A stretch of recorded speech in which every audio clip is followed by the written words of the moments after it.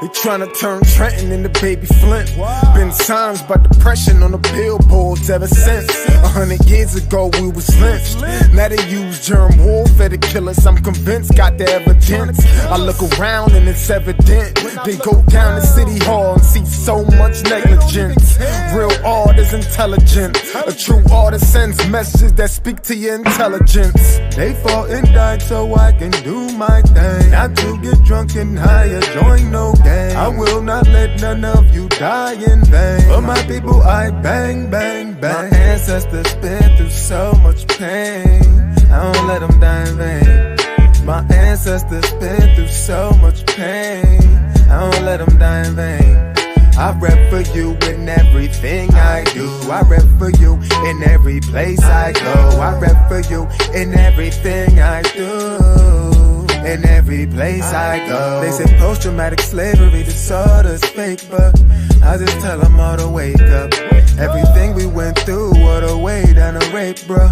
Isn't our genetic makeup. So I am my ancestors from block to block. Let's build like it's Tetris. We must unite, link up like a necklace. They fought and died and we disrespected. So I come to correct it. The legacy they left I protected. We only think about self and neglected. You're African but yet you rejected. No. My ancestors been through so much pain.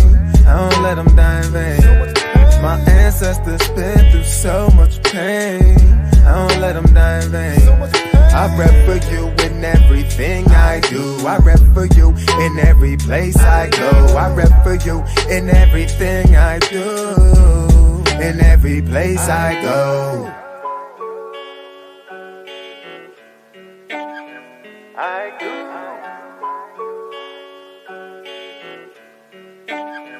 I go.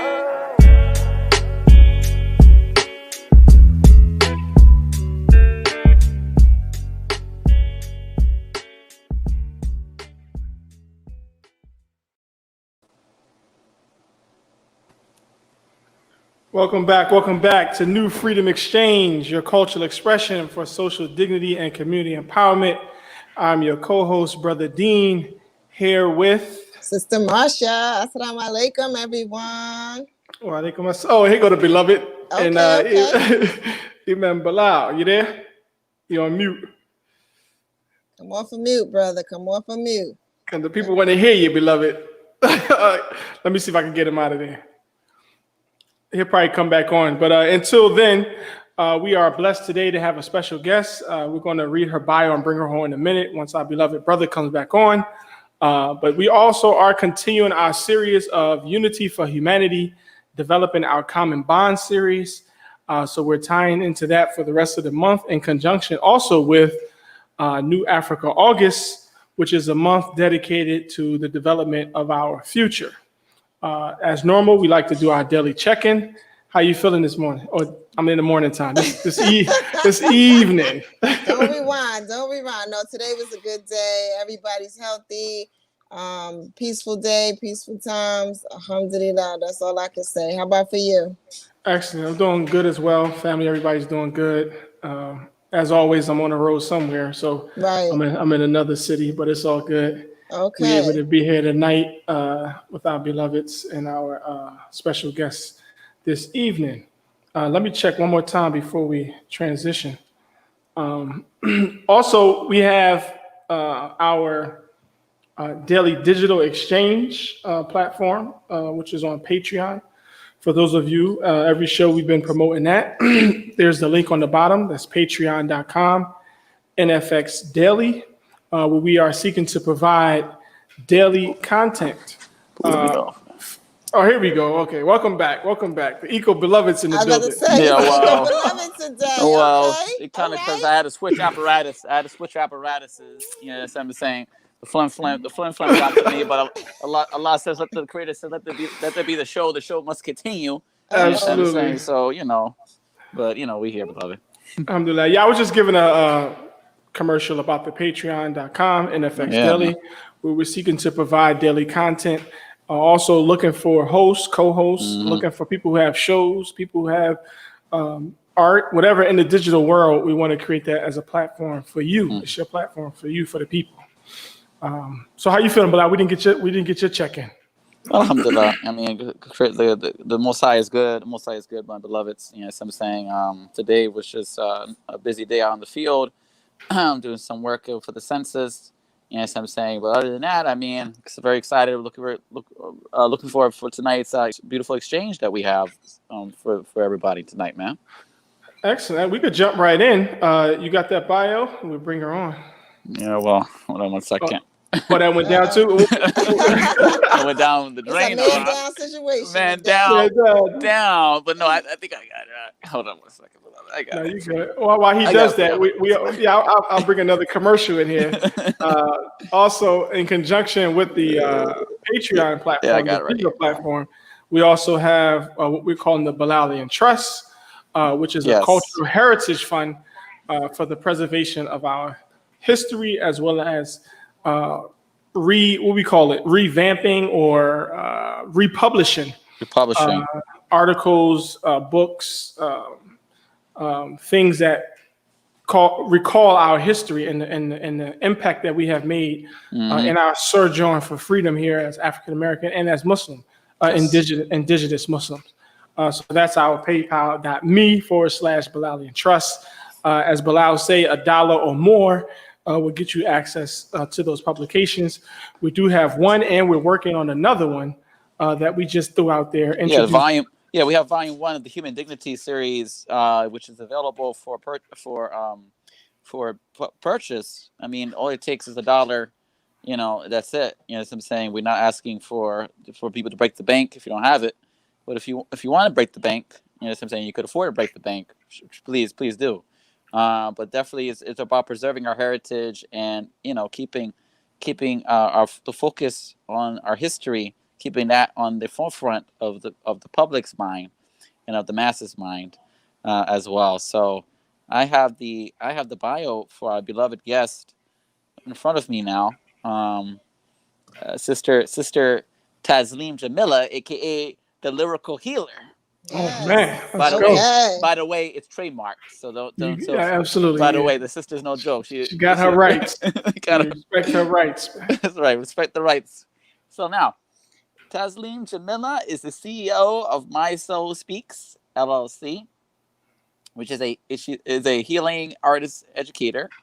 Tasleem uses spirituality, culture, and holistic healing as a performer, poet, filmmaker, curator, fashion designer, playwright, actor, holistic health / artist educator, whose body of work focuses on social action, community empowerment, and revitalization, utilizing indigenous sound healing modularities and technology. That was a tongue twister. I mean, I'm sorry.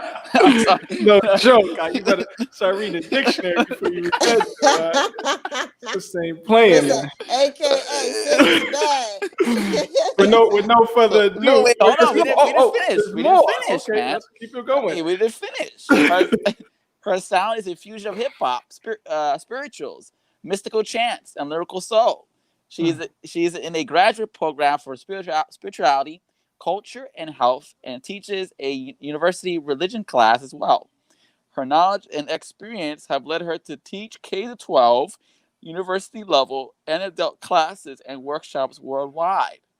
With performances, lectures, and workshops that include the Kennedy Center, which is iconic, by the way, the Excel London, Harvard University, Columbia University, NYU, the University of Chicago, and the University of Illinois, to name a few. She has performed and led workshops across the U.S., as well as Europe, Africa, and Canada, and continues to tour worldwide. Her latest work is the play Portals Open, written, directed by Tasleem, which premiered at the Chicago Hip Hop Theater Festival in 2019. She's currently touring Portals Open with an educational curriculum and exhibits to accompany. Tasleem's book of poetry, Black Baptist Muslim Mystic, Wow. received critical acclaim in addition to her album, her self-titled album, Tasleem, debut was alongside a fashion line of Afro-futuristic clothing released and live and unplugged DVD titled My Soul Speaks. Her first docufilm was created in Ghana, Africa, titled My Journey Home, and debuted in West Michigan with a panel of scholars and community activists with a conversation about connecting Africans in the diaspora at the Black Arts and Culture Center Gail Snyder Gallery.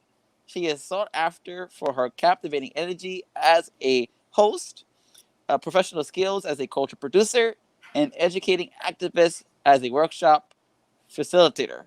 Her next book and EP are scheduled for release in early 2020, accompanied by a world tour. With no further delay, the illustrious Tasleem Jamila. Welcome to New Phoenix Yes. Name. Oh, assalalam alaikum. Alaikum You all were assalam. having What's up? fun. I'm enjoying your energy. So Yes. I'm like, yes, sis. alhamdulillah. So Yeah. good to be here. Thank you for having me. No, but Thank you for being with us. Yes, Thank you yes. for being with us. I'm like, she is letting her light shine. I'm here Well, for it. As she should. alhamdulillah. I'm familiar with Brother Bilal. He stays really busy and up to date on every issue online. So I've been following him for years, and so I was very honored to be here with you. Alhamdulillah. Nice, Thank you. nice. Appreciate it. So, I mean, I don't know where to start. I mean, Marsha, you always got the questions. I'm gonna let you go first. Well, if you so want to shoot first. what? Yeah. So I mean, my initial was just kind of like, tell us about your journey, right? Like how you Okay. even got to Tasleem, the artist, the multi-dimensional in everything, sis. It's really interesting because earlier today I was on I guess one of these video meetings. Another one. Okay. I've been on literally. I've been on since 7 o'clock. So after this, I Wow. think I'm gonna go to bed early. Yes, that sounds good. But yeah, and it was artists from around the world, and it was interesting because all artists have like this long list of what they can do as artists. So most artists are multidisciplinary. If you can do one thing, usually you dive into another. You can do Right. another. But how I started really as a child, when I was around, I guess 8 or 9, I used to act out. Probably earlier than that, but from what I can remember, I was always acting out what was on television, and my mother would be like, "What are you doing in the room?" Because I would be in the room by myself, Right. having Who like is she a talking complete to? conversation, changing my voice, and she's like, "Okay, like what is going on in there?" But I would be like imitating the characters, they going back and forth, and then I start writing just short stories, and around I guess the same age. And the first interest in art was acting. And then after that came fashion design because my mother used to sew and make my sisters, and she used to make our clothing. And in high school, I would design, we would help design the clothing and she would make it. And then I just watched her and I learned how to sew just from, watching her because she used to make everything from, she's one of those old school mamas. She used to make the curtains, reupholster the couch, like Right. anything. So I was always watching her, and I started doing that myself and started a company in my late teens, and went to school for theater and fashion design. Even though I knew how to sew, really going for the business aspect, and started doing local fashion shows in Chicago around that time with some local designers there, and even went to New York to do some things back in the day with Bad Boy Records, P Diddy, and it just really the spoken word came in, the acting and the fashion were together simultaneously. And then spoken word, I never really thought about spoken word. I was always interested in screenwriting, writing movies, plays, which I've been in several movies and stage plays, directing, writing. And spoken word just came, I don't know, it was just really divine alignment how it came into play because I was never interested in that. If you had asked me about that years ago, at that time, I would have been like, poetry, spoken word. Like, okay, not Right. really interested. But I was helping to promote an event and with spoken word with Umar bin Hassan from the Last Poets. And I said, I think I'm going to do a poem. And I wrote a poem and I did the poem. And just ever since, it's been, a spin-off. It's like I'm still doing it to this day. And so I really looked at it as a way of Dawah in that way as to why I continue to do it. Okay. That's cool. Yeah. That's cool. That's cool. In connection to that, real quick, your company is called My Soul Speaks, right? Yeah. And so, as I'm hearing you speak, can you just share with the audience what is it of the soul that speaks that you want to share in your poetry and your performance? Well, I named the company in 2002, and I was thinking about it was the name of my first project that I put out. It was a DVD project, the first project that I put out. And actually, I sold them out. I was actually at a convention, a Muslim convention with Imam W, Mohammed, and I sold like out of everything. So it was really a great time. But I named it My Soul Speaks because I said, why am I doing what I do? I wanted to only be for Allah, and I wanted to speak from that very essence, which Allah created me from, is the soul, the essence. And so, otherwise, I don't want to say anything. I want to allow my art to speak to others, their hearts and their souls on that level. And so, always saying prayers before I do my work to allow Allah to use me in that way to function from our soul level. I think the heart and soul, it'll touch others in that way. And so I just pray that my art always uh, allow someone to think deeper about themselves and who they are on a deeper level and who they are with their Lord. So that's the goal of the title, to become what I put out as far as words, because words carry heavy weight. So Words make people. yeah. Absolutely. And so I'm just wondering, with all that was mentioned with what you do, I imagine that that there's a family somewhere in the midst, and I'm just like, how do you balance it all? Yes, it is a family. And I have a very supportive family over the Nice. years. I've always had and the thing is, I've always been an artist entrepreneur. So I do many other things in between. Like I teach, as you see, and I've done other things, but for the most part, I've been an entrepreneur artist. And I think my family a lot designs your family for you. So Mm, they just know this is me. And I have a strong village. I have a strong supportive system. I have two daughters. okay. One is grown and one is 9. So one is 23 and one is 9. And even with my younger daughter, I would take her with me to do things backstage. And whenever I had to travel, I would not stay for long periods of time. I would literally go for like that day or 2 days. And I always had a strong family base to watch her. But like I said, I never stayed away long. And if I did, she always came with me. And it was times growing up, I remember she told me, I really didn't appreciate all of this until she like went away to college, and she said, "Wow, you introduced me to some amazing people. Like you were around a lot of great people." And I'm sure you can say that too in your life. Maybe if you've been around people and you didn't realize it because you're just living in the moment, but Right. Mhm. just make them a part of it. She was in music videos. She was on my album, and she's a great speaker and orator and poet and writer herself, much better than I am. Oh yeah, you talk. I was laughing when you were reading my bio and you said you had to read a dictionary. I'm like, no. I remember listening to her It's like, y'all poem. should hear my baby. Oh no, she's like, I feel like I mean, but alhamdulillah, it's beautiful because I'm like, mashallah, your children are supposed to be smarter than you.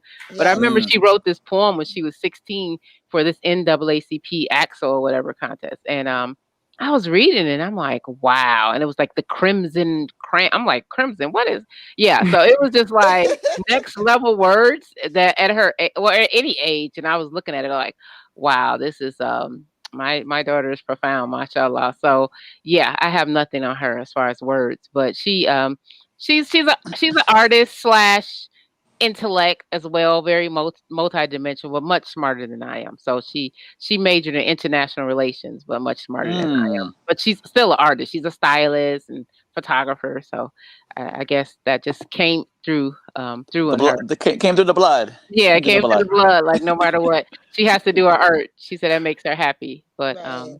But yeah, so I have a supportive family. My daughter, Hmm. it's really interesting. Even my 9 year old, like she knows all of my poems without even trying to, and she makes fun of me all the time. But and she used to perform with me on stage. She retired when she was 5, so I don't Well, know. early retirement for Oh now. yeah, because I guess she thought it was cute. She used to play the drums, and we would go like to university classes and everywhere. And then all of a sudden, one day she just said, "I don't want to do it anymore." I'm like, "Okay," And I remember, I specifically remember it was really funny. I was in DC one time for a tour, and I was touring all the bus boys and poets. Hmm. And I had on this real big, like flare long skirt, right? I'm grateful I had some pants on under it. So she was on the stage under me. I think she was like 5, and I was just doing my poetry, and I was wondering why everybody was looking around me or whatever. But she went under my skirt. She was just having fun, swinging it up, and she was doing all kind of stuff. So and break dancing on the stage, it was just really Uh-oh. funny. So yeah, she's just used to it. And like I said, when I go far away, like I took her to Morocco with me. When I go away to far places, I take her with me. Mm. And then my husband supports me. If I don't take her, he's an entrepreneur too. So either she's gonna Yes. be with me or she's gonna be with him. So she's gonna be traveling either way, doing Right, something. right. So, So oh, go ahead, Bilal. You go ahead and take one. yeah. So I just was wondering for your artistry. I mean, you have a lot of styles. You talk about Afro futurism and spirituality and combining all of these. Because when I listen to your sound, it's very different. It's very different from a lot of the artists that are even within our community, but even outside of our community, obviously. So, what would you say would be some of your inspirations, or do you have any musical inspirations Hmm. that inspired you to go ahead and make this hodgepodge, or you just made this hodgepodge yourself? I'm just curious. As far as early musical inspirations is with my spoken word Mm-hmm. was definitely hip hop. Mm-hmm. So like a major inspiration. But growing up in my house, we listened to all types of soul music, from Yep. Stevie Wonder to even rock music. My mother loves the heavy metal electric guitar. So I listened to everything from your uh, bands, as far as like, I guess, what would you call The Cure, to Phil Collins, Mm-hmm. to Public Enemy, to KRS One, to Nina Simone. Mm-hmm. So it's a range of influences. But as far as my poetry, it definitely was hip hop. I love hip hop. And also being from Chicago, I love house music. So that's into actually the first single that I put out with poetry was over house music. So Mm. but I love hip hop. So I think some of my influences were just the early hip hop pioneers who Mm-hmm. brought the knowledge, who brought it from that intellectual level, and they had infused in it Islam. And so that was Mm-hmm. much of my influence early. And I think today it just kind of became my own sound. Like I'm not trying to Mm-hmm. imitate anybody in Mm-hmm. particular. Whatever I feel, it kind of comes out. So like actually the next track that I'm going to release, this one is more of like a hip hop Mm-hmm. like flavor, but however it comes, and I work with the music, but hip hop is a big influence. You'll hear that definitely in my poetry with early hip hop, and then futuristic how it comes in. Mm-hmm. I love Sun Ra, and one of my teachers was Kalan Phil Karan from Chicago, who used to play and work with Sun Ra, and so I was in his class called Music in the Cosmos, and he also taught. I used to play the guitar with him in a group, and he would Mm-hmm. teach us to tap into. He would always say, and I have a poem about him in my book. He would always say, "Tap into your eternity." Meaning, and he used to be in the Nation of Islam years ago. He was friends with Malcolm X, and he would say, "Tap into your eternity," meaning the source from which you come. Like, don't try to imitate anyone else. Like Allah sent you here with a unique sound that only your voice can resonate. And a lot of times we don't tap into our sound, even as a speaking voice, because we're so in tune with the environment around us, as far as the people around us, we're imitating them. But when you really sit with yourself, and that's when my yoga came in. I started doing yoga. I'm a yoga Mhm. instructor. You sit with yourself and you go internally inside and tap into who you are in your original essence, your original nature. Your original voice will come out and you'll be confident the more and more you tap into who Allah created you to be. So I strive to do that. I have influences, but when I really write, I Mhm. just ask Allah to guide me, and I just capture I do my best to capture what's in my heart and what comes out. So So how did the lyrical healer come about? Is that something that someone gave you that title? Did you acclaim it yourself? look, you said you claimed it. Okay, yeah. Look, It's I'm gonna yours. keep it hip hop. I claimed it. No, but yeah, seriously, you know how hip hop claimed it. They like, I'm Dr. Right. Dre, I'm Professor. Yes. Yeah, they claim it. So yeah, I literally said, how can I? Okay, Mhm. artists, we're always reinventing ourselves, right? Mhm. Reimagining ourselves. Like, so you know how you see any artist would come out with a new name every couple of years. Like, I have to Mhm. remake myself. Mhm. Hmm. And I think all of us, we go through different cycles of our lives. But as artists, we do it in the public or we do it around other people and we do it through our art. Right. So that was a way kind of to like rebrand myself and to strive for what I wanted to resonate again in my art. And that's like the lyrical healer. That's a reminder of what I'm doing and what my words, I want my words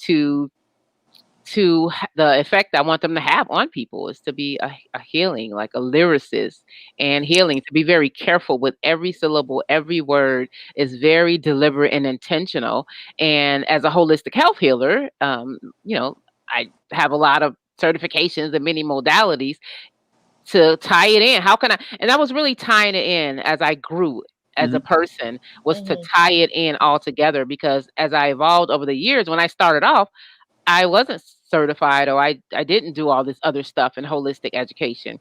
And so for a while I was back and forth with like doing one thing and then this was over here and this was separate. And I'm like, how can I just bring it all together? Like, because this is me. How can I bring it together? I want things to blend and to merge together. So even in my workshops that I do with women or children, I always incorporate, like, I have a workshop coming up this Saturday. So it's a plug for Sisters Only online 1-day retreat. I always Mm. incorporate poetry in it, like always, and art. And sound therapy, and using the voice as with the different energy centers, the different sounds and healing and so I blend it all together with creating that sound with Islam, healing, um, and poetry and lyricism. It kind of beautifully merged together, because I asked a lot, how can I bring this together? So Mhm. that's the lyrical healer. That's how it all came together. Okay. Nice. So in terms of the community, because we just talked about, you just mentioned Islam, right? Yes. Mm. And our tradition is to ask our artists how the community has been supported Oh yeah. and helping you to elevate and to get your art out there and to continue to support you as you go forward. How has that been for you? The community has always been supportive of me, and alhamdulillah, I'm really blessed in that way that they have supported me. So I don't have one of those stories, people Okay. say they don't support. They do. Well. They've always supported me, and I am so grateful, because I hear other things from other people, Sure. Mm. and I'm really grateful, because when I did start as an artist, I didn't start just around the Muslim community. So I was just on the poetry scene in Chicago. I was on the Mm. fashion scene in Chicago amongst just everybody. And I think that was good too, because it allowed me to have, I guess, a broader range of bringing my art out there, even though I was always me. It was the same art. I didn't change it up when I went around this group or that group. Mhm. Right. But being around like Muslims, they always supported me. Even now, it's on my other bio. I am Imam Cipher, Sacred Cipher Yeah. Fellow. 2020 and 2021. So Inner City Muslim Action Network out of Chicago, and I've always been involved with them and their festivals since I think 2005. So I've been on them. They've been a tremendous support. And even like I said, back in the day at the Imam Mohammed community conventions, I would always sell out of things. And I don't know. It seems like the East Coast Muslims really love me. I don't know, because every time I go to like Philly or New York or DC, like Right. literally, I'm like, I should have brought some more stuff. Yeah. So I always like with all Muslim mainly audiences. So alhamdulillah, I'm blessed. Like they support me, and I'm so grateful. Yeah, well, we always ask this question of the artists as they stop by on the show, because like you said, everyone has a different story. You know what I'm saying? Especially for the sisters. It's worse for the sisters. I mean, the brothers, we got our challenges. But the sisters have some challenges. We had one sister on, Sister Saida Denise, and she expressed to us where she was about to, get signed to a particular label. She had a meeting with this label. And the first thing that they said was, "How big is your butt?" You know what I'm saying?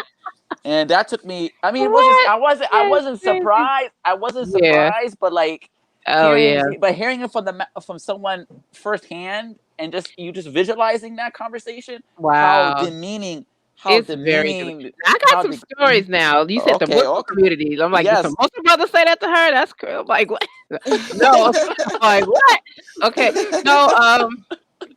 Well, yes, with me, because I mean, spoken word is so off the mainstream. It's not like I'm a singer, and what I'm talking about is like revolution. So I don't get people coming to me talking crazy because they like, okay, I'm up here like fish power, spiritual, serious. I don't get that kind of energy, at all ever. So, but I do. Okay, there was a time when, as a Muslim, so I started off not doing my art around necessarily Muslim. It wasn't on purpose, just, I'm an artist. And then when I started to come around more just Muslim community, it's so funny because I did have older Muslims tell me, don't depend on these Muslims just for no money. You'll be broke, like literally. And I'm like, okay, I'm not just going to do it for this community, but whoever Allah sends me. So it's fine.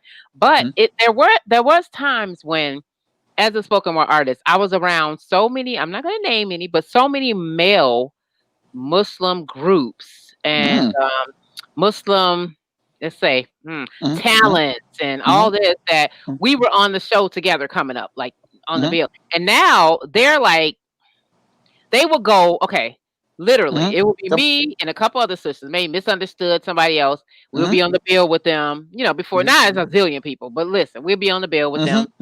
And I was a little salty. I had to pray about it. I did.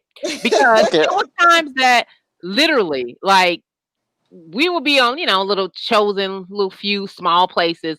And I would see these brothers over in Dubai. It'd be like 100,000 people in the crowd. They'd be over in all these other countries, Iran and Iraq, and there's no women allowed, but they could have a mainstream woman half naked, but no Muslim sister over there. So I did have an issue with that, with the Muslim community, because I'm just like, okay, really? How can they're over there, like, with literally the crowd look like, I'm not even exaggerating, like ridiculous, like amount of people.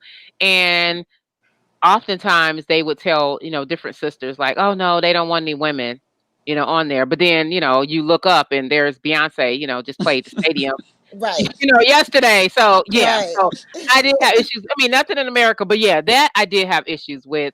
And because of that, yeah. And I just had to say, you know what? I had to get to the point, say, okay, Allah, you have something different in store for me. That's not for me. But I did see that in that way. But I've never heard anybody say anything disrespectful in that way. Now, I do work with a lot of men. I've always had to. And I've had people, advisors, kind of in and out of my career as playing management, kind of. I have kind of, like, my husband, he's my advisor. So I don't necessarily call him a manager, but he's my advisor. As he should be. Oh yeah. So like, even now I'm negotiating something with somebody and he's like, okay, offer him this, tell him this. I was like, well, if you say that, tell him you're not going to do it. I was like, okay. So yeah, I'm like, so now I'm just like, well, my manager said, so yeah. I'm not gonna, and I'm confident because it's not that serious for me. Like I'm not gonna make or break me. Like I'm not attached to this really. Mhm. Like Right. I'm not. Like I only do it because for the message that I think Allah is using me for. Because I could be doing a million things. Like it's definitely not for money. So it's like I could be doing a lot of things. So it's at that point. So at this point now, like nobody could offer me anything to sell my soul. Like nah, Mhm. never. Right. Yeah. Right. So now, what do you tell the artists in the making, the spoken word artists in the making? What's your advice for that person? There's so many out there now. And Muslim sisters, a lot of good ones. I would say Mhm.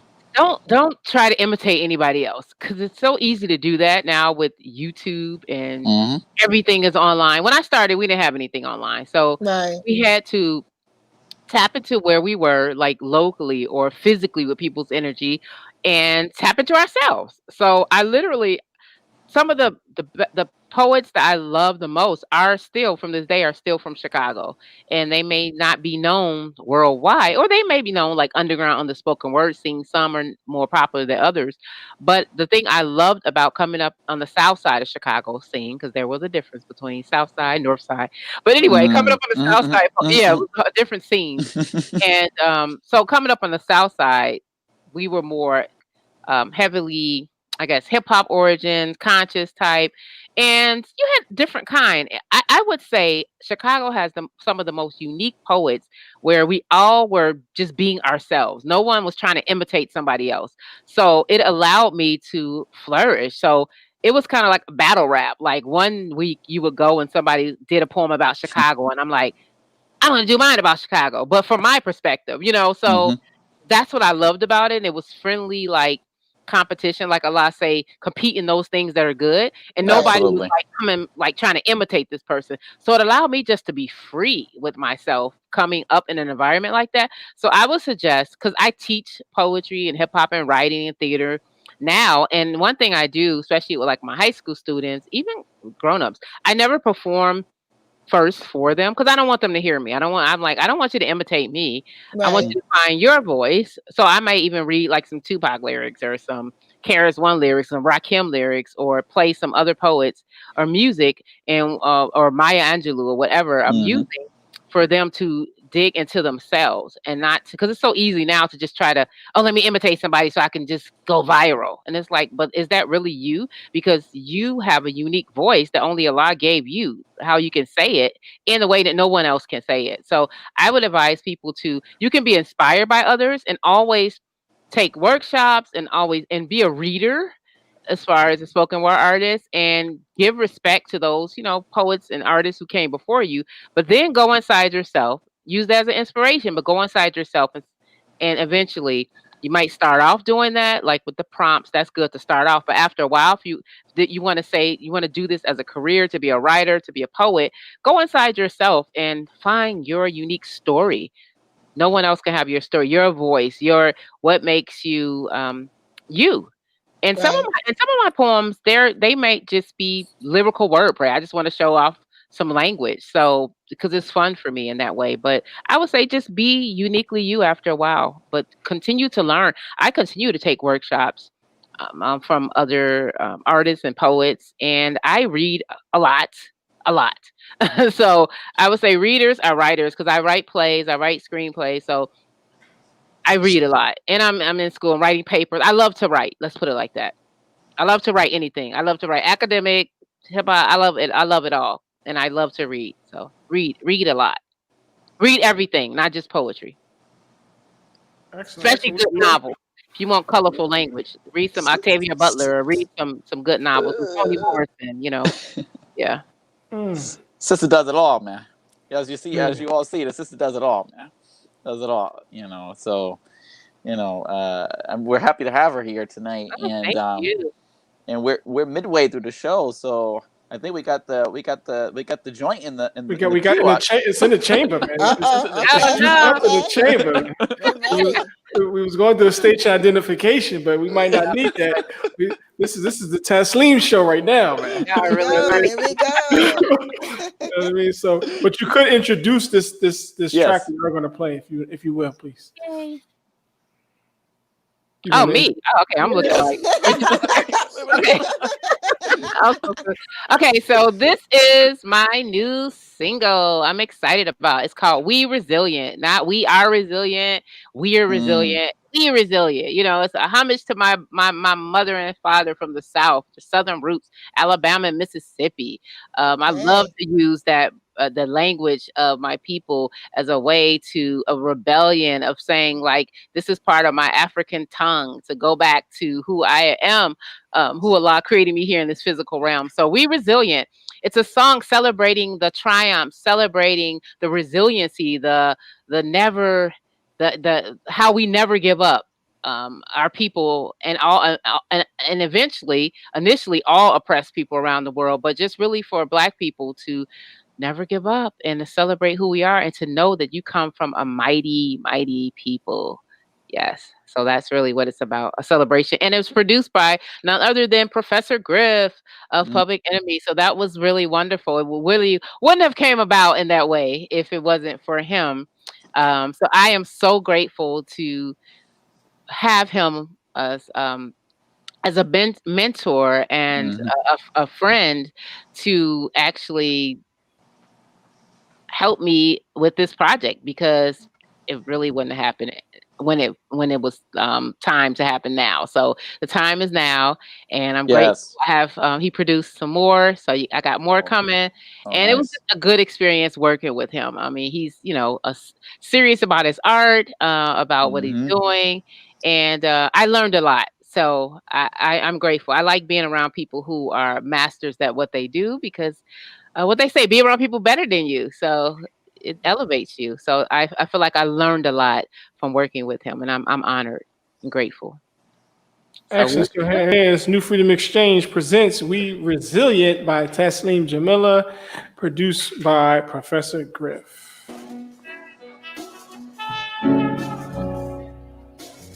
They want to see us silent, sleeping, sunken, drunken. They want our spirits blistered, battered, broken, lynched, and choking on years of fears fractured. The clanking, cracking of the chains, imprisoning brains, and some remain stained to this day. No longer do we hunger for others' approval. It's the removal of the shackles off our souls. We are righteous, running, radicals, rebels. We are resilient love, brilliant love, the fulfillment of eons of expansive light. We are sunlit, cosmic, walking miracles. African skylines camouflaged in Babylon's lies. We carry torches with heart, purifying energy. We come marching, legs spiraling like deep tree roots embedded in ancient soil, fingers leaking, dripping of our inheritance of enlightenment. We've been battered with backbone shattered for thousands of years. The only silence we seek is the sweet silence of serenity, savoring soul food from saints and sages in nighttime, seeking spirit fire for ammunition. Our actions, the voices are still roaring, but with volumes off the pentatonic scales, carrying forces of freedom and hollering hurricanes with whirlwinds as worlds spin from spirit realms so steep. Go deep, lifting up Atlantic Ocean tongues, untangling from algae and seaweed. We see seeds bloom from concrete, providing substance to an entire ecosystem, and a system designed to try and redefine, not refine our existence as clever mystics. I pray for my ancestors and tongues that were erased and now resurfacing in my genetic coding, holding on to that which was and new infinite openings opening to necessary narratives navigating new, resurrecting our royal, reclamation of our community, renaming, reclaiming, building from Kingston to Kenya, from Chicago to Cairo, from Beirut to Brooklyn, from Detroit to Denmark. So this silence, this silence will be so loud with the quantum cosmic karma coming at subatomic particle speed with the force and revenge of my people.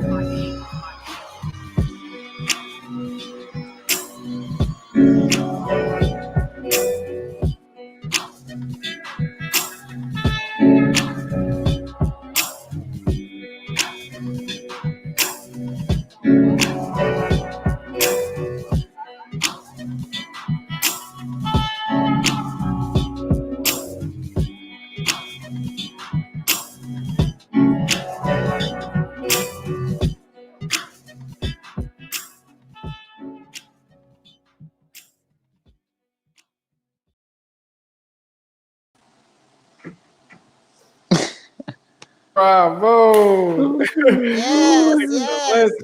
Love that. I Love gotta that, listen to that like sis. 5 more times. Me too. Me Yeah. too. Well, we got Tasleem, you on mute. You can I read gotta. the She on mute. lyrics. Sorry. Oh, am I on mute?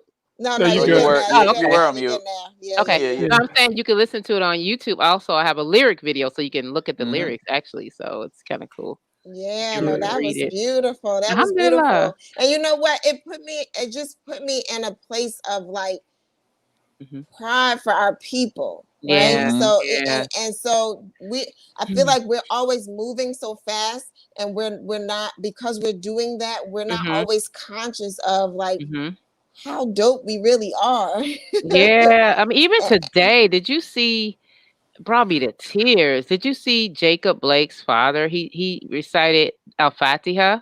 I heard No. about that. I didn't see it, Yeah, but I heard well, about that though. I'm in a zillion WhatsApp group, so like, and I'm like, literally, okay, I know, but anyway, so I saw a sister post it up. She's like, "Oh, this is live Uh-huh. right now going on," and he just read Al Fatiha. I'm like, "What?" So I just saw the replay. So I googled, like, I Mm-hmm. saw his mom. Okay, I guess his mom had her pastor and his wife, Mm-hmm. open up with a prayer, Christian prayer, whatever. Mm-hmm.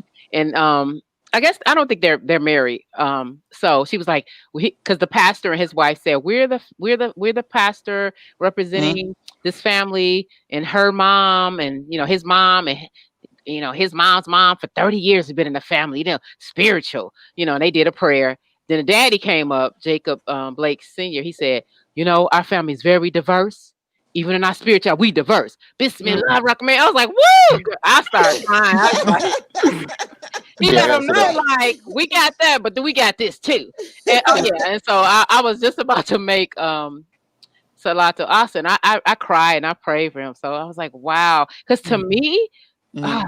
it's so special because I wasn't born into Islam, so I converted when I was a teen. So to me, when our people just out of that bondage to come into something of high standard is so special, and it's Right. so divinely aligned. So just to know that his father even have the courage on the news to say that, and now you connected, you're gonna have people around the world, oh Akbar, you know how we are. I mean, I was like, woo, I was doing a Allahu Akbar dance around the living room, right? And I had to pray. But just to say, like, yes, you breaking from that and you're going back to your original nature. You're going back to connecting to your roots and to people from all over the world, your essence, your high standard of living. It really did something to my soul, like hearing that. So, alhamdulillah. Right. Yes, you should watch it. You should Google it and watch it. And that's all he said. He was just like, and he said, Yeah. then he said they shot him 7 times. He had tears in his eyes, and then he left. And then I didn't even watch the rest of the family talking. After that, I couldn't even. Like, I'm done. Oh yeah, my eyes were all messed up. Like, oh Lord, I had to pray. I was done. So yeah. Yeah. So I mean, so Mm. with what we just heard, right? I feel like it's time sort of to have like this conversation about like social justice, right? Yes. And not just social justice, but where we are as a people. Because I feel like your piece really speaks to uplifting us from, or just letting us know, man, you're beautiful, man, you come from this greatness, so live up to that kind of thing. And so where do you fit, or what's your position, I should say, in relation to that?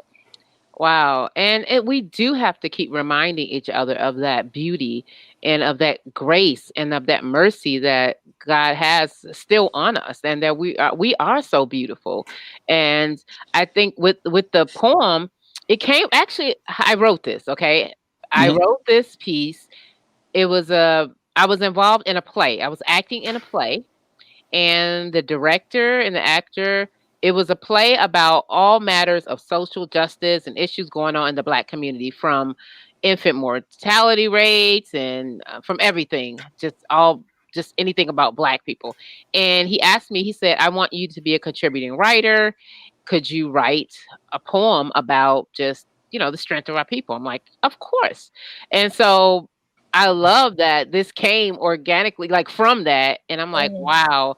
And I think some of my most powerful work comes from when people ask me to write things, or I'm writing for a specific theme, or I'm writing for Mm, an event or a specific topic. I find that I get some of the best poetry out of that.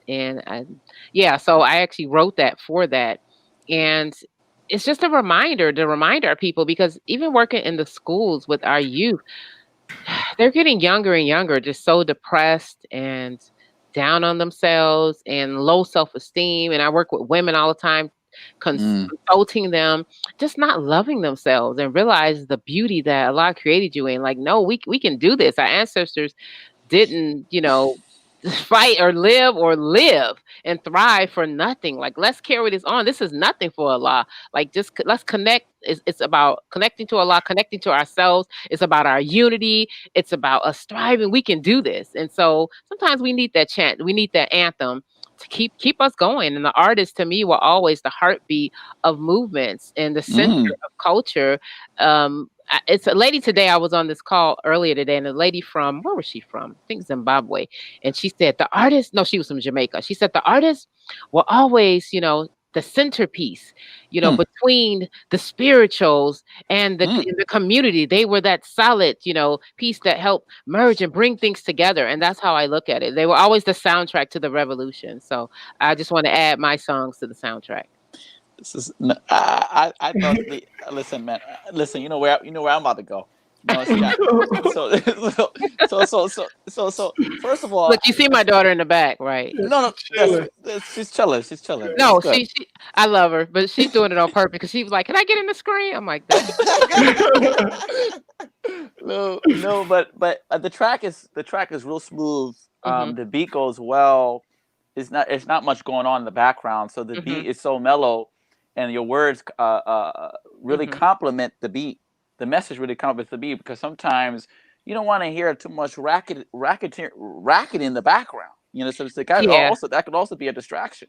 especially So with spoken word. Yeah, yeah. hmm And he did that on purpose, because he was like, "Okay, you're a spoken word artist. I want to make sure they hear what you have to say. Your words are powerful." Yeah. exactly, So yeah, he said that. exactly, Yeah, he exactly. sure did say that, Ex- because he's done spoken word before. I don't know if you hmm know that. He had a spoken word album out. He's multi-talented, just like most hmm artists. So he plays several instruments. He had a spoken word album out. So yeah, and I mean he's an artist. He's a master at what he does. So he understands that, and he knows my art. That's the beautiful thing hmm about it. It wasn't like new to him, and so I'm really blessed that he's like, look, let's get your stuff out here. So yeah, I was really grateful Excellent, for that. Yeah. excellent. But I really want to go to the juicy part, and Mhm. that's what you just said about the artist being the centerpiece Mhm. for the social justice, the spirituality piece. We had one of your classmates on. Actually, we had two of your classmates Oh, from cool. Imam. Three, Sister three. three is quite kept. Sister Khadija Sadiq Mohammed, Okay. Imam Rashad Abdul Oh, Rahman from Rashad, Atlanta. yes, yes. Yes, and Sister Kalima Rashad. Kalima, Mahima. my That's little right. sister. Yes, yes, yes. Yes, we had Uh-huh. that. Well, I really want to focus back on our interview that we had with our segment we had with Sister Khadija Sadiq Muhammad, and Okay. she had mentioned we was talking about the same thing about the role. What is the role of the artist Mm, in terms of our community, in terms of just in general? And she had a little difference of opinion. mhm, So I'm saying in reference to the role of the artist. mhm. And how am I supposed to put this? Some people think that the artists, their culture, that's for the cultural aspect. But in terms of leadership, we shouldn't be asking them to lead anything per se. You Well, understand what I'm not saying? every artist. If they have nothing to draw from, if they're not connected to a real source of a guide, yeah, I don't think you should. Like when they're asking all these artists about political views, and like, come on, like if they're not into that, I mean, Right. I'm not gonna go and speak for the people on something I'm not involved with. Like, yeah, like microbiotics, and I'm like, I have no idea. Like, I'm gonna do some surgery on you. No, I'm only gonna speak for what I know, and to me, the artists, the roles of the artists, just like people like the Nina Simone, we just speak to the times because people listen to artists. They're gonna listen to artists before they may listen to Imam or Shay. Right. Well, let's keep it That's 100. You that's can say all yes, you want to say. absolutely. Me, I just happen to like scholarship and artistry. So I look at it like that's why I'm doing it. If I didn't have anything to say, if I was just up there mumbling, then I wouldn't do it. You know, Mumbo jumbo has got yeah, I really I wouldn't do it. I would just be a waste of energy. But I do it because I am connected to most of my work. It comes from my studies. It comes from the closer I get to Allah. It comes from me studying. You know, the more I study and the more I read the Quran and fiqh, and yeah, I use all of that. So it comes from me being who I am as a spiritual, conscious being, God conscious being. But yeah, I don't think you should follow these mainstream artists Oh, or no, even no, no. me, not until like major things. But my thing is to direct the artists. I mean, to direct the people. I'm the middle person to direct them to the spiritual, the guides. That's what. That's all I'm doing is to filter it to that. And some people get it like, well, you shouldn't follow art. I'm like, okay. The whole point is to how about connecting to the artist? Like if you're the person that's the scholar or you have that platform, connect to the artist, and it's about working together. You had people that were funding the artists for the movements, you know, with different actors and the money's political. The artists weren't telling people, oh, guide you to this. No, they weren't the imams or the, you know, the priest or this or the saint, the high priestess of the time, but they were directing them to that. But I would say in this day and age, it's a new paradigm shift. You do have many artists who are on a higher spiritual journey, as far as they may be healers or they may be spiritually aligned in that way in order to align people with them. Because Allah does everything. Nobody's doing anything. So that's why I tell people when I counsel them, I'm not doing nothing, you know. So it's Allah. So in that way, like I said, the lyrical healer, you do have artists out here today that have merged the two together as to where they may be counselors or they may be psychiatrists, but they do, or psychologists, and they do art as well. So I think it's a new time that people are no longer putting themselves in a box or allowing other people to put them in boxes. Wow. But yeah, not the mainstream artists. I get what you're saying. Like some of these people. No, we don't, No. we're not gonna mention the names. Yeah, I'm not gonna mention names, but you know, they are. about political. It was like, why are you asking them? Why don't you ask somebody with some intelligence? So yeah, Right. they wouldn't put anybody like me on the screen. So yeah, you know, but it's changing. And platforms like this, the thing about the COVID situation, divine alignment is where Allah opened it up. Like everybody has Instagram and Facebook shows, and I love it because it's giving people a chance to slow down and do the things that their heart really wanted them to do to serve the community. Like your platform, you're serving the community in a bigger way. A lot of times we were out running around chasing what, you know, chasing, oh, I got to pay this bill, I got to do this. Now we had a chance to sit down and say, okay, what really matters? Feeding the people souls, giving them knowledge, wisdom, feeding them, directing them back to their human nature. What's the name of your show? It's awesome. You know, this August. Freedom Exchange. Freedom Exchange. That's so powerful that I love all of the exchange of shows on it. Because some people say it's too many. I'm like, too many. It's too many people in the world doing wicked. We can never have enough good. Like let's flood it. That's true. Flood it with good. And people's stories haven't been told. You have people who we need, and that's another thing. I used to host Radio Islam in Chicago for 10 years, and I love having people on the show because it allowed me to hear things about people that are amazing. It's like, wow, humans are amazing. Mashallah, it's a lot made to me. Hearing their story, like people, oh, I slept in the alley and now I won a Pulitzer Prize. I'm like, what? You know, like amazing stories. And so what you're doing, what's being highlighted is the people who need to be highlighted. And the other people, you know, they're fighting with their morals right now. They're looking for people like you for that guidance because those people who were artists and only looking for the worldly stuff. And now they're like being questioned because they like, oh, wait a minute, I'm with this record label and they racist, they white supremacists, they say Black lives don't matter. And I gotta figure out, do I still want to be on this label? Or I'm depressed. You have all these artists, I mean, you know, mainstream artists depressed and they own me. I feel like a slave. But we can say we free. New Freedom Exchange. We are That's free. Right. There That's you right. go. There you go. That's it. Get her for an infomercial. Oh, yeah. We ain't got to do all that shucking and jabbing. We free, you know. Exactly, and that's the platform. The platform is it's more than just a podcast. Us sitting up here and just having this talking. You know, we want to do community development through empowerment.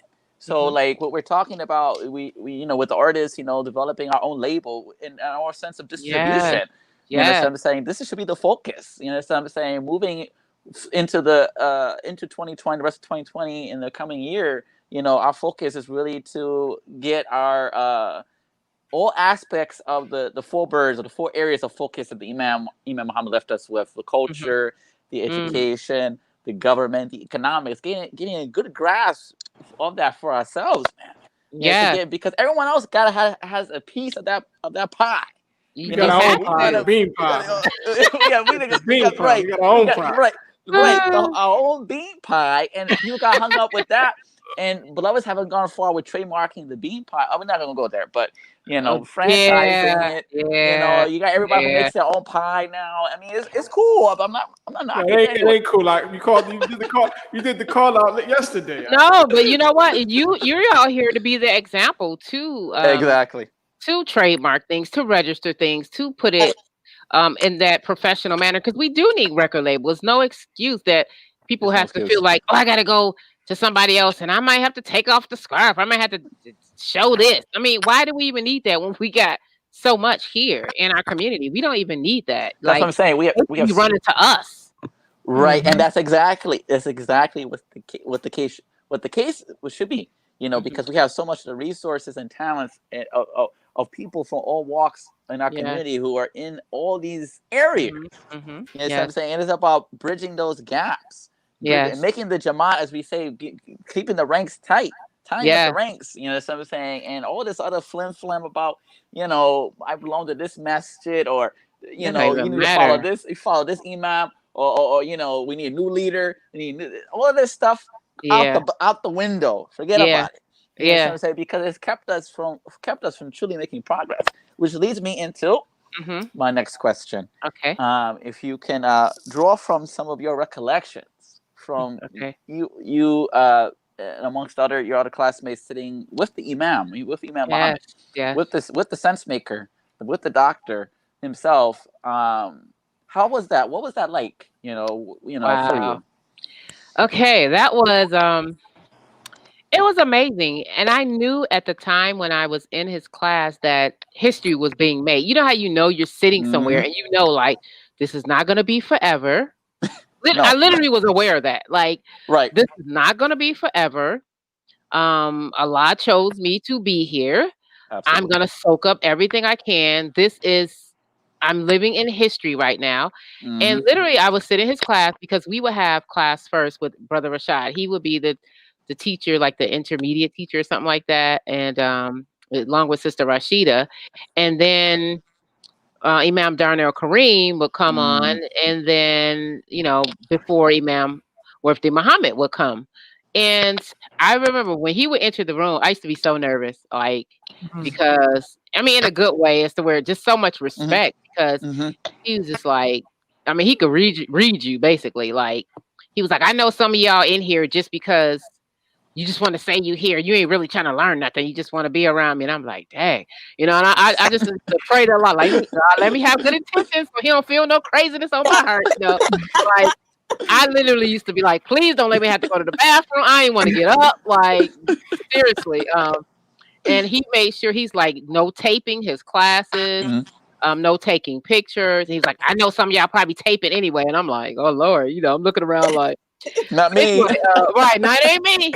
But it was just amazing, the volumes. And you know how just you know a friend of Allah when you're amongst a friend of Allah. They call the wali the friend of Allah. That the jewels and that he gave us. And I still have volume. And I was thinking about, I mean, I should do something with this one day. I still have books and books of notes from the classes. You know, I'm a writer. I don't throw away nothing. So I still have books and books. I used to literally, and I write really shorthand, really fast. So I wrote down probably almost every word. And I would write down a lot of the things. And it was just I just knew in that time it was so special. And each class we would go and we would study with, Sister Khadijah and Brother Bashar. We would study on Fridays and at someone's house. And I remember Sister Khadijah used to come to she used to come out and she used to come by herself. And they used to joke like, "Ma'am, let you out the house by yourself, whatever." And she would have like a big stick. He was like, "Oh, he gave me this." Like, he didn't she would have her little stuff like to defend herself. But it was a time of really profound growth for me because we were serious, we would go over it and it was just beautiful times. And then maybe like her father would come in with these stories about all these jazz legends and Maceo was Muslim, from James Brown and just all these classic stories that and then talk about Mike Tyson and this. And I'm just sitting here like, wow. And I just knew it was so precious and it wouldn't last forever. I just knew that in that moment, like this is not gonna last forever. And then may Allah bless him, fortify forever, Imam Mohammed passed. I remember I was just like, I was shocked just like everybody else because he was healthy and walking around and I was really shocked. And I was one of the first at his janaza in Lombard, Illinois. And I remember the next sister who came, I got there really, really early because I was like, it's going to be super crowded, people from all over the world. And I remember another sister, she came in next. And we were the first two there, Sister Jasmine Hamid from Atlanta. I remember she was there. And I just remember in that time, and I was helping out with the guest they had at one part, Imam Sultan now, Imam Sultan. He was asked me to help out. And I just knew like, this is a special time to serve. Like this was special in a moment. And then after that, everything just kind of like dissipated, but it's so special. Just listening back to the truth that he had. And I think I would say the people around him, they knew the jewel that he was. It wasn't one of those cases where we didn't know we had. They did. They loved him. The people around him, we loved him, and we still love him, still pray for him.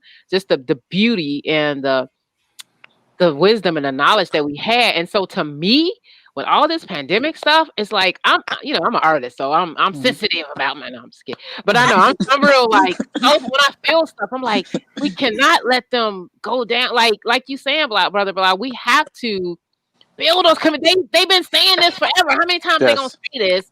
And nobody want to move in the same area because we don't want to give up our little house. Okay, we buy the blocks. Who's gonna live there? Somebody got to move. Like everybody, well, you gonna move with me? Okay, he tried to have everybody in the south suburbs to have a certain, land there in Chicago. And it's like, when are we gonna get it? We have to have our own where we can guard and have the gates around our community where people can just come in and do whatever, and we name our streets after our leaders. And that's just the thing to do is like to not let their words just be words and we're not putting it into action. When they did, they gave their all. What will they say about you when you're not here? They left nothing, for this world, for any doubt that they lived their divine purpose why they were here. And that's something that I think about all the time. Even when I'm not sleeping, I believe in self-care. But there's a difference sometimes. I believe, and I know this to be true, and I'm sure you know this. You see people who do a lot of things. You're like, oh my God, how do they do all that? Allah powers you. The more you do, the more you can do.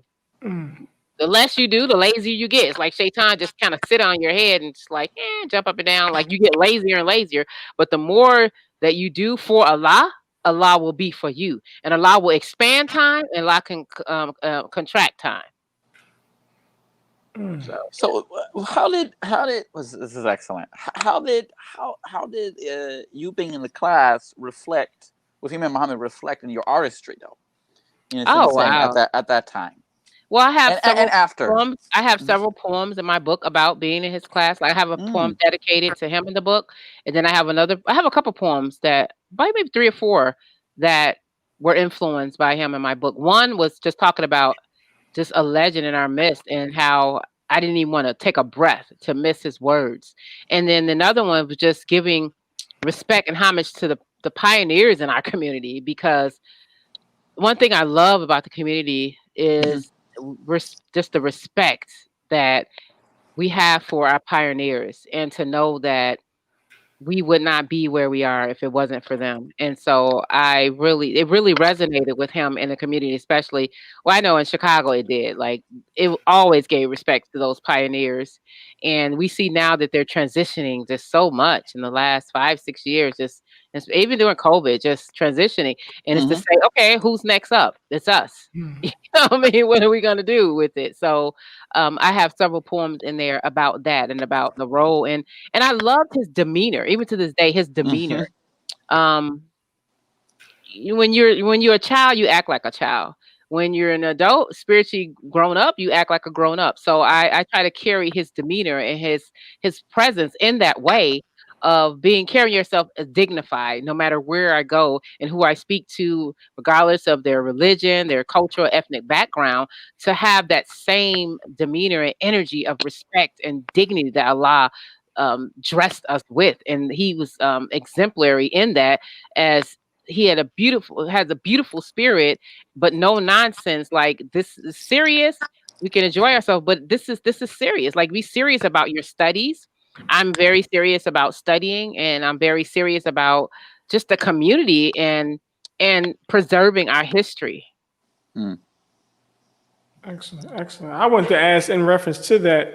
I know me and Bilal and Marsha, we talk about, artists who want to have a message for the world, and then they go and try to, go to the mainstream, and they kind of not necessarily sacrifice who they are personally, but they allow themselves to be influenced because they want to advance, to make money and make wealth, and then come back to the community. From what you're saying, it seems like you have a balanced approach that could be modeled. That's a more sustainable model. Can you speak to that? Where you mentioned earlier about how you empower the artist to become their best self, but also about the temptation out there, like about the excitement about trying to get something for a little while and then come back. When you you can jeopardize yourself. Yeah, I think it's really about your intention, and everybody is different. My intention is to, now, if that's what Allah wants from me, but that's not what I seek. I'm not seeking like, oh, I want to be superhuman. Yes, I want the best, and I want to win awards, and I want to do, the highest, but only if it's bringing me closer to Allah, and only if it's pleasing to Allah. But if it's gonna take me away, then you can have it, So, because I say Allah will send you your tribe. I'm assigned, my voice maybe resonate. It may not, it's not for everybody. And that's something you learn in business. What they say, figure out what's your niche market. I'm not for everybody, and I'm okay with that. I'm not for everybody. Now, when Allah wants to broaden me and to do that, then if I just pray to Allah, if it's something that is going to bring me closer to you, then have it. But if it's not, then do it, because Allah may make you like, huge in the worldly, and it brings you further away from Allah. And maybe Allah you needed to work on yourself even more before you had that, or maybe that just wasn't for you. Maybe some people maybe are hidden gems, just only to certain people in that time, and that does not make them less than an artist. I think sometimes we have to redefine our success also, because if you think about it, as an artist, if you say, well, I make $150,000 a year, is that a failure? You're your own career, you're your own entity. It's your own. You don't have to go work for someone else. It's your own business. Or are you comparing yourself to somebody who makes 10 million, a year, or who gets paid $100,000 a show? So my thing is like, I would say go for the highest that you want, but always keep Allah, first and foremost. And those who choose to go and do that and come back, I would say you don't have to sell your soul. You can say no, and Allah will open up doors where you don't have to lower yourself and your dignity in order to be loved. Because ultimately, who do you want to love you? Allah, and Allah will put love in people's hearts for you in that way, where you don't have to go back and explain yourself and crawl back to the community like, oh, I just wanted to. What did you get from that? So I think it's all about your intention, and everybody's different. So everybody has their path. So that's just not my intention. And I pray that it will never be my intention. I just pray to Allah. Yeah. Do you think as a group of artists, or a group as a community of conscious people, that we should create like standards? Because that's something else we talk about, code of ethics, community standards, like, so we can make that bar and make that model available for people to reach. That probably should be a good idea, especially if you say you want to do a record label and Mm-hmm. have your own distribution. We need to have our own social media platforms that are huge. It's enough Mm-hmm. Muslims around the world to do that with. I think, yeah, it would be great to have our own standards, but high quality standards, Of not just course, of course. I'm Muslim and No, I'm a no spirit. flim flam. That's Right. basic. Talking That's like, basic. That's basic. That's basic. you know Sister, how that's some people, it's kind of the nah. same as people in church. Oh, they sing about Jesus. They like, oh Lord, they can't sing. Like they sound terrible. So yeah, yeah, but yeah, definitely have standards. Yes.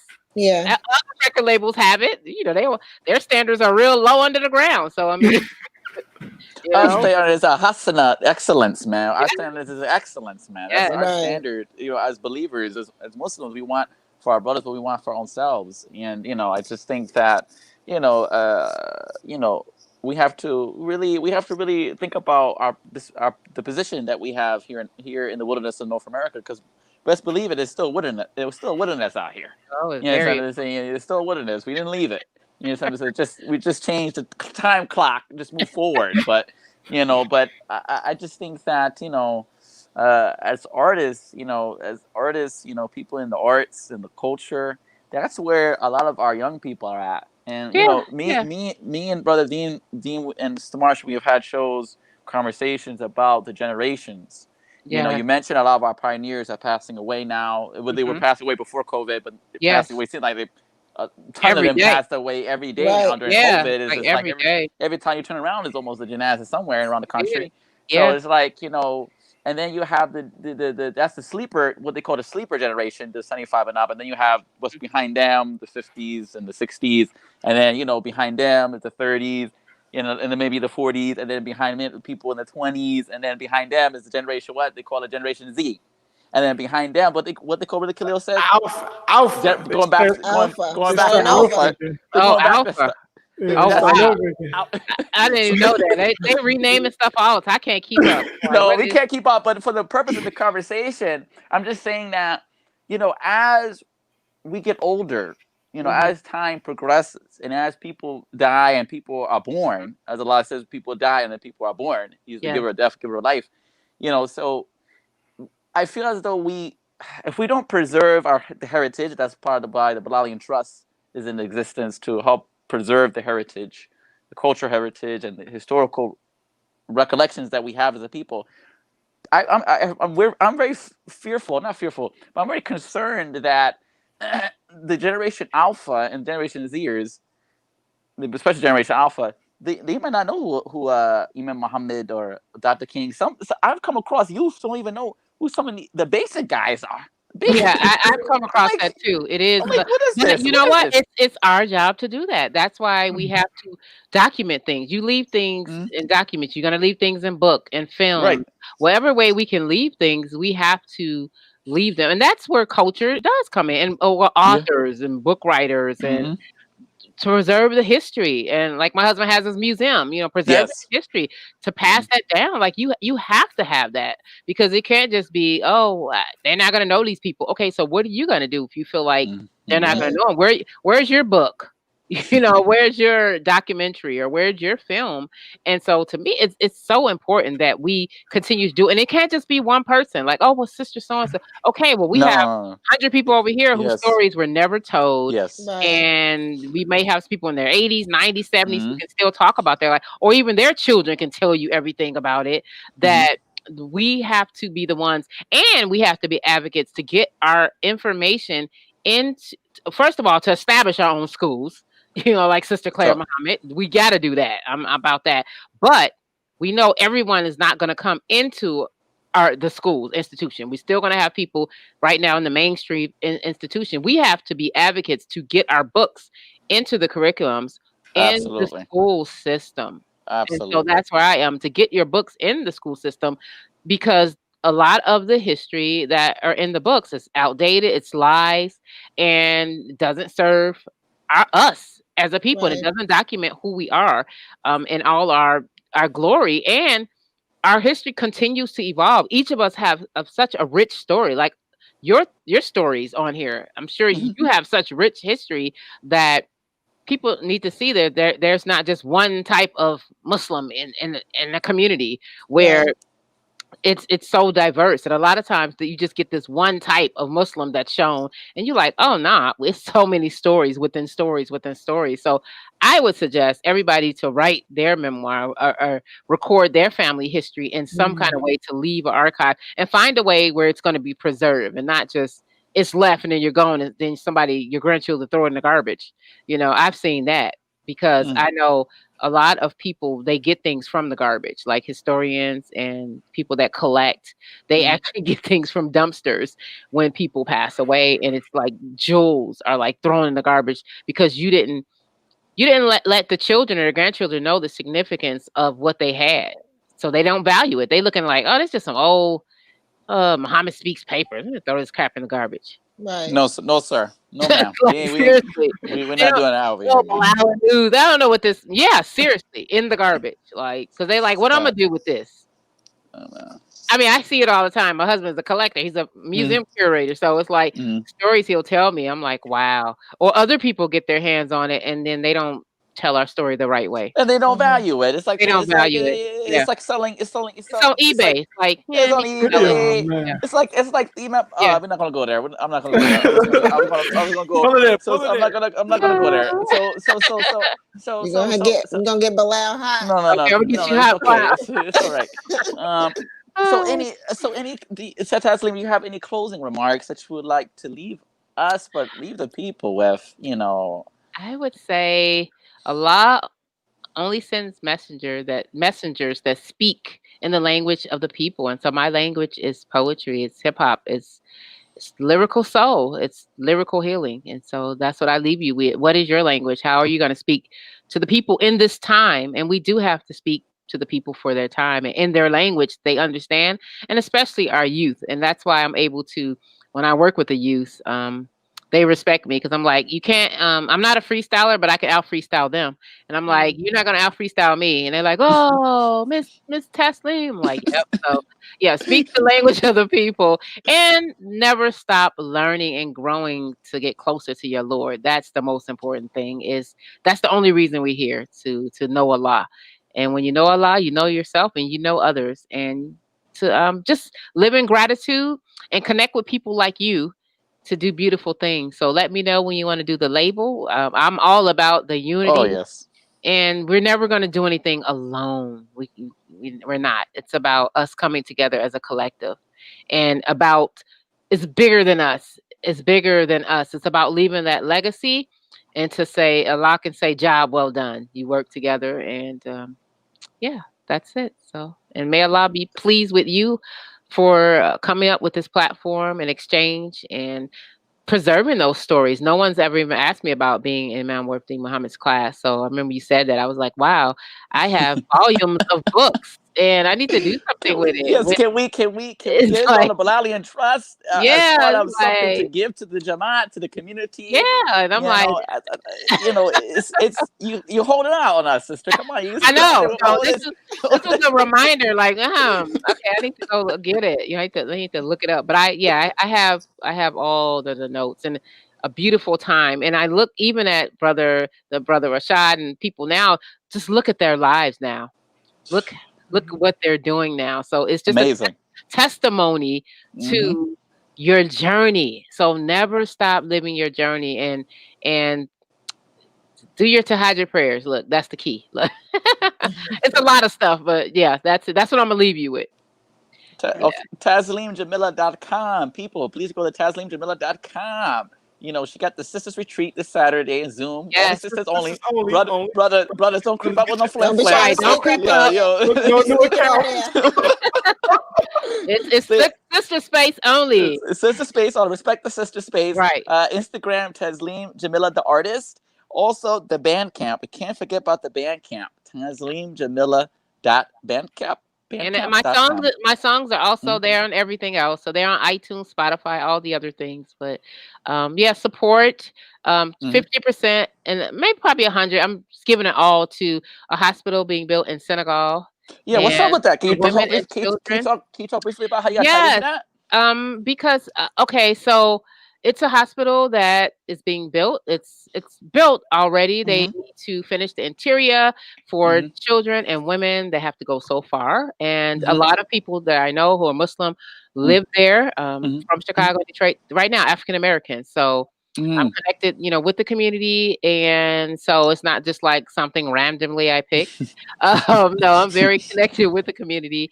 And so, yeah, and I'm striving to give all the proceeds from my project to that, and when the rest of my album comes out, to give to some local charities with some women and youth that I'm working with locally in the U.S. as well. So, yeah, alhamdulillah, may Allah use me as He likes. I mean, be a vehicle for Yes. goodness, for Yes. empowerment. Yes.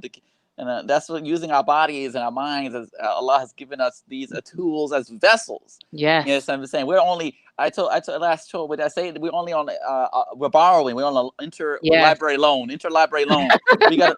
This body has to return back to Allah at some point. So we are responsible if we. For the late fees, as they say in the library, you got to pay the late fees. We're responsible for how you take care of your books. I know. Okay, I like that. We're responsible for how you take care of your books. So we got to take care of ourselves. I like that. On a mental, physical, and the spiritual place. So again, we got to support sisters like Tasleem and the other sisters and other brothers that are trying really hard to not just to maintain their deen, but like just trying to really make an impact in the global perspective. Support artists, support good artists, God conscious artists, because God conscious artists across the board. We want to like, oh, this person did this video, and we like, okay, I've been doing that forever, and you haven't bought my. You can support them and me too. It's okay. You don't have to just buy one song or one book. Right. That's what I tell people. Like, it's enough for everybody. You can support all of us. So yeah. Right. And as fast as our people lose the dollar, man, we definitely need to support people in our community. 6 hours and it's gone. That's terrible. Especially now, COVID. We've just probably been clicking, click. Click on that Amazon. You better get on that sister. Get that Sister Claire Muhammad book, the mother of the nation. Yes. Saying the mother of the nation by our late sister, Dr. Zakiya Muhammad. May Allah forgive her sins. Yes. Grant her paradise. We'll be reviewing. We could click, but like you said, click on supporting people in the community. That's what we need to click on. Right. Exactly. Yeah. So, alhamdulillah, thank you so much. I have to pray. Yes. I'm like Margaret, but man, you all, I enjoyed this conversation, Brother Bilal. I admire your work and your energy and your steadfastness, and just come on with the weather reports, and it's no joke. And it was nice meeting you too. I've seen you before, but it's just beautiful knowing that your energy, you're preserving our history. So it's so important to take this further. So maybe you could even transcribe some things and do something with it beyond this platform. I'm just always thinking like beyond, to preserve our history, especially because my parents are elderly now. And I see, my aunts and uncles are slowly passing away from the earth. And, I'll have some tears, but it's more now, it's tears, but it's like they live their lives. My mom is 80, my dad's 84. And I know none of us are going to be around. We can die young, but none of us, especially when you're older, not going to be around long. And I just think about, like you guys are doing, you're thinking beyond you. You're thinking like, okay, I'm not going to be here. You know what I mean? So what am I going to leave for the next generation? Like they left the hieroglyphics. What am I going to leave to say that I was here, my people were here, and we stamped ourselves? Or they're going to keep telling the same story about people in the wrong way. So yeah, tell your narrative, tell your people's narratives, your parents, your family, archive yourself. You are here and you're important. So, yeah. Excellent. This was New Freedom Exchange special exclusive edition with Sister Tasleem Jamila, the lyrical healer. And we're going to play on our way out. We're going to end this show with we got to do a replay, man. That was, and this time we're going to do the official lyric video. We found it on YouTube. We Resilient. Check it out also on Bandcamp, as was mentioned. Until next time, New Freedom Exchange, your cultural expression for social dignity and community development empowerment. Peace. Assalamu alaikum. Assalamu alaikum.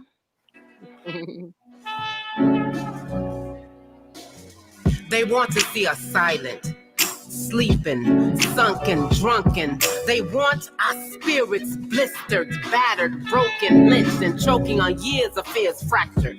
The clanking, cracking of the chains, imprisoning brains, and some remain stained to this day. No longer do we hunger for others' approval. It's the removal of the shackles off our souls. We are righteous, running, radicals, rebels. We are resilient love, brilliant love, the fulfillment of eons of expansive light. We are sunlit, cosmic, walking miracles. African skylines camouflaged in Babylon's lies. We carry torches with heart purifying energy. We come marching, legs spiraling like deep tree roots embedded in ancient soil, fingers leaking, dripping of our inheritance of enlightenment. We've been battered with backbone shattered for thousands of years. The only silence we seek is the sweet silence of serenity, savoring soul food from saints and sages in nighttime, seeking spirit fire for ammunition. Our actions and voices are still roaring, but with volumes off the pentatonic scales, carrying forces of freedom and hollering hurricanes with whirlwinds as worlds spin from spirit realms so steep. Go deep, lifting up Atlantic Ocean tongues, untangling from algae and seaweed. We see seeds bloom from concrete, providing substance to an entire ecosystem, and a system designed to try and redefine, not refine our existence as clever mystics. I pray for my ancestors and tongues that were erased and now resurfacing in my genetic coding, holding on to that which was and new infinite openings opening to necessary narratives navigating new, resurrecting our royal reclamation of our community, renaming, reclaiming, building from Kingston to Kenya, from Chicago to Cairo, from Beirut to Brooklyn, from Detroit to Denmark. So this silence, this silence will be so loud with the quantum cosmic karma coming at subatomic particle speed with the force and revenge of my people.